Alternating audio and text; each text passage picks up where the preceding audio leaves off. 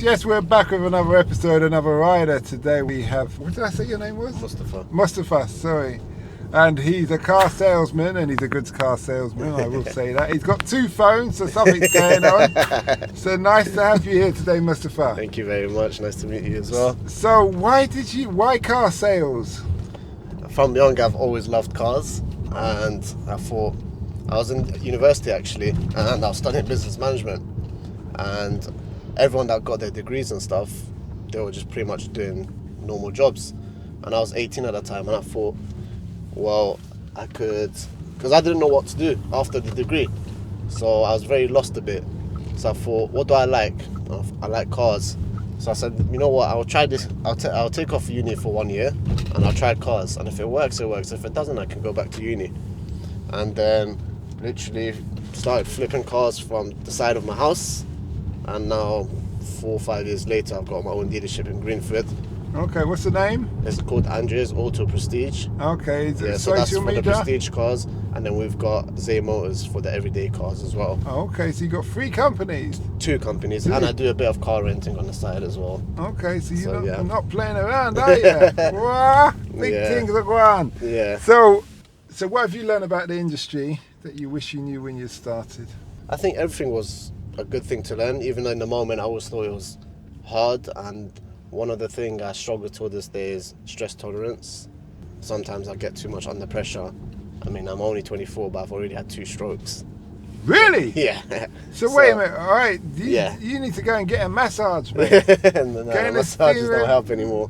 Yeah, I mean, at the age of 21, literally at the age of 21, so 3 years later, when I started the car selling, I actually opened up a garage myself at 21, and my overheads was over $250,000 a year.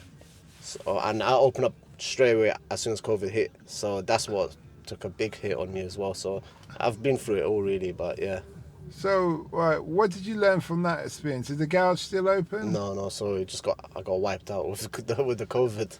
Oh, okay. So yeah, so I started that. off, and then I got big, and then obviously COVID happened. So it did take a bit of a hit, and I took a showroom in Greenford before I was in Park Royal. So you never thought of going back to have it open in the garage again, but just taking it time, like starting with changing tyres or whatever? Well, basically I was 21 at the time, so I was still very young, and now I have much more knowledge, so I would be taking steps there, but I wouldn't be rushing the process as I did when I was 21. From what I'm hit, is he coming through? Yeah. Jesus, look at this. How's he coming through, nutter?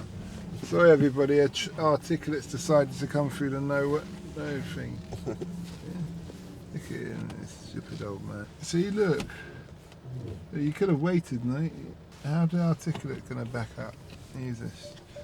So I was asking you a question. So what it sounds to me that you need to, your first priority is your health. Yeah, that's correct, yeah. So how are you going to manage that? Do you feel like doing some boxing or do something? So I actually do MMA in, I don't know if you know the gym, London Shoot Fighters. Yep, I heard of that. Yeah, so I go there. It helps a lot. Yeah, literally. So I do MMA, boxing, the whole shebang really. Are you any good? I'm alright. You have amateur fights? Not yet, no, but I've been doing it for about 2 years now.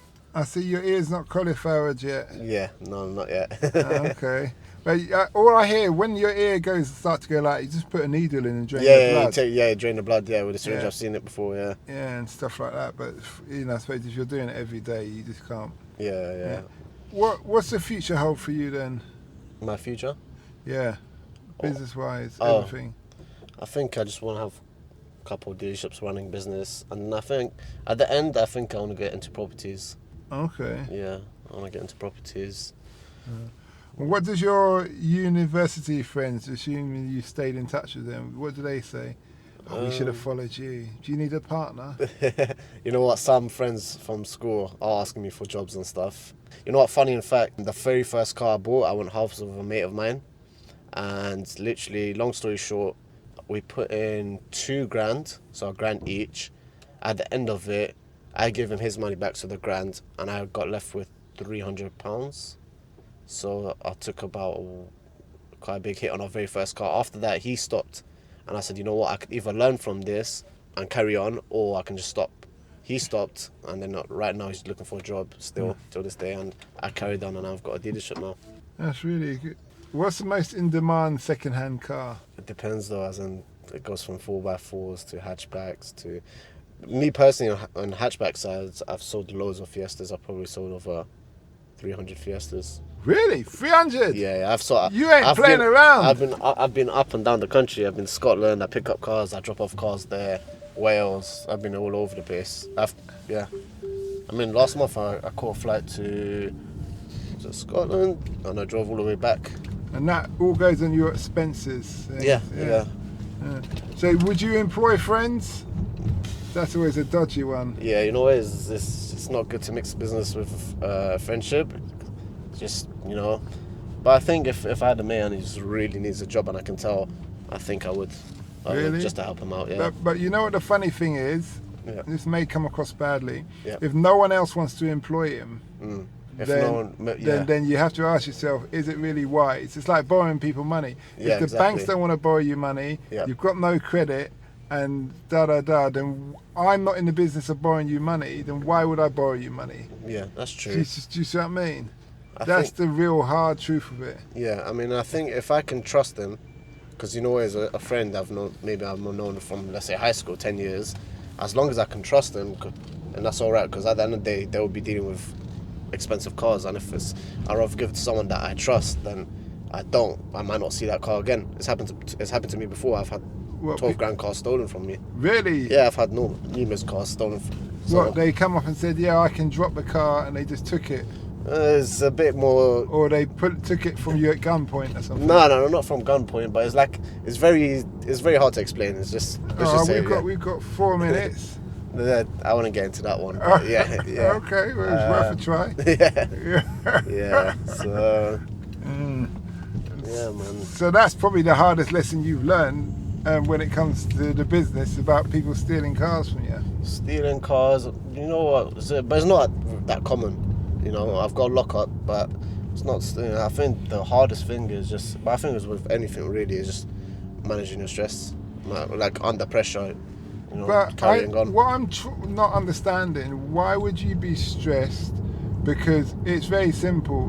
Do they do bank transfers or is it cash? No, we do bank transfers of cash. No, I'm not talking about the sales. I'm talking about everything related to deal with cars. You know, it just adds up. Okay. Yeah. There's probably a lot more to it than I realised. Yeah. For example, prepping car, advertising cars, after services, warranties, claims. Some cars might have problems dealing with that. If they're on the other side of the country, you know, there's much more to that. Doing finances, yeah. What's your social media name? If people want to find you. Yeah, it's Andrews Prestige. Do you want to spell that for us? Yeah, let me just... Yeah, so it's Andreas, ANDREAS, Prestige _ Okay then. Yeah, that's on Instagram. Alright, no problem.